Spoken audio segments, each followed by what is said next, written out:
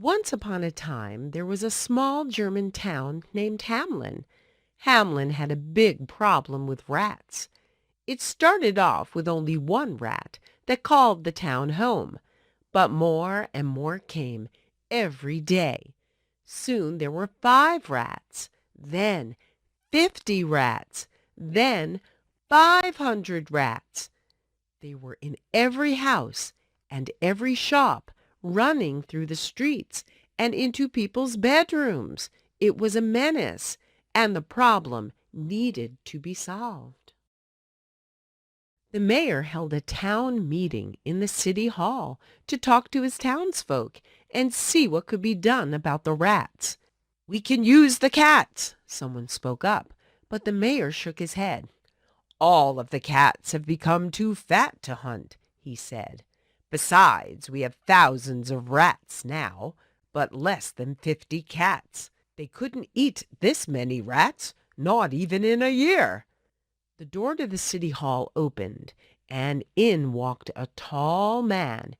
He was very thin and wore a red and yellow striped outfit with a belled hat. His shoes were long and curly, one yellow and one red. In his hand he held a long gold pipe. He shouted across the hall, "I have heard about your problem with rats, Mayor. I have come to help you." The mayor was puzzled. "How might you do that?" he asked. "I will show you, sir. But first you must promise that if I free you from your terrible troubles, I will be handsomely rewarded." Hamlin was a wealthy little town, but the mayor was miserly and didn't like to part with money. "All right, stranger," he said cautiously.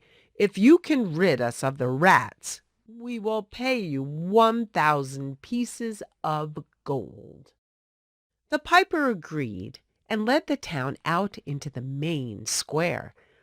Rats were darting in and out of street corners and up from the sewers. He put his pipe into his mouth and began to blow.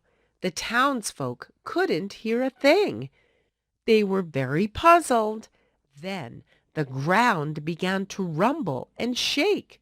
Doors wobbled open and windows creaked. First, one rat scurried towards the piper and waited at his feet. Then 10 rats, then 50, then the whole square was filled with them. The piper began to walk out of the square and towards the beach, with all the rats following him. They danced around behind him in little circles to the sound of music that only they could hear. Their tails wiggled and their paws were raised to the sky. Onwards the rats and the piper danced, over cobblestones onto the sand. The rats followed him right into the waves and were washed away into the sea. The piper had kept his promise and got rid of all the rats.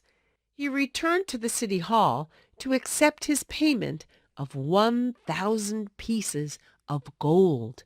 "Well, it's wonderful that you got rid of the rats for us," said the mayor, "but it only took you half a day.